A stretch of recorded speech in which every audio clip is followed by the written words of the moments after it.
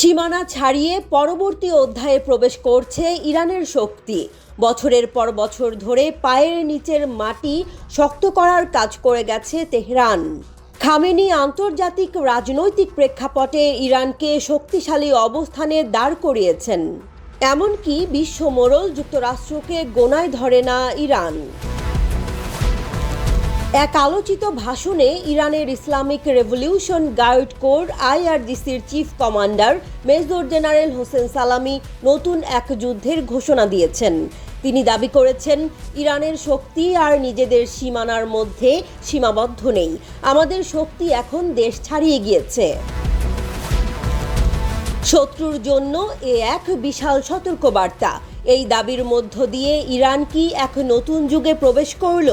Major general Hossein সালামি ইরানের দক্ষিণাঞ্চলীয় বন্দর শহর আব্বাস থেকে এক সাহসী বক্তৃতা দেন, যেখানে তিনি ইরানের শক্তির ব্যাপ্তি নিয়ে স্পষ্ট ঘোষণা দেন।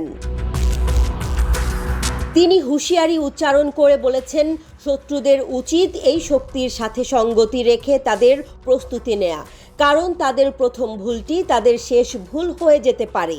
এর মানে কি? এমন কোন শক্তির সন্ধান পেয়েছে ইরান? ক্ষেপণাস্ত্র নাকি ড্রোনে শত্রুকে ঘায়েল করবে খামেনির দেশ?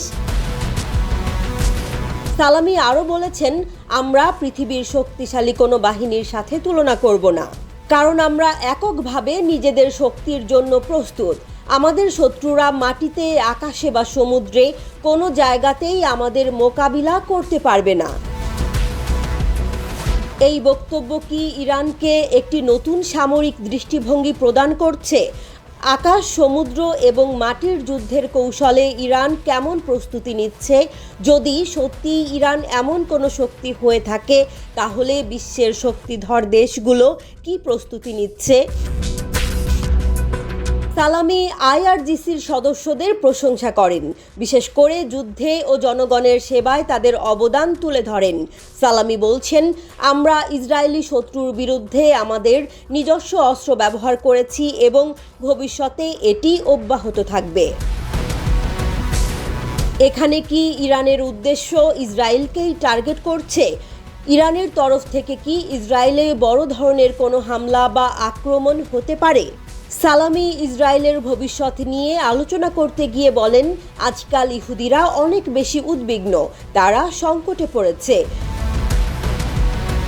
ইরানের নৌবাহিনীর commander rear admiral Ali Reza তাংশিরি ইরানের সীমানা রক্ষার জন্য IRGCর প্রস্তুতি নিয়ে জোর দিয়ে বলেন, আমরা পারস্য উপসাগর এবং হরমুজ প্রণালীতে শক্তিশালী অবস্থানে রয়েছি।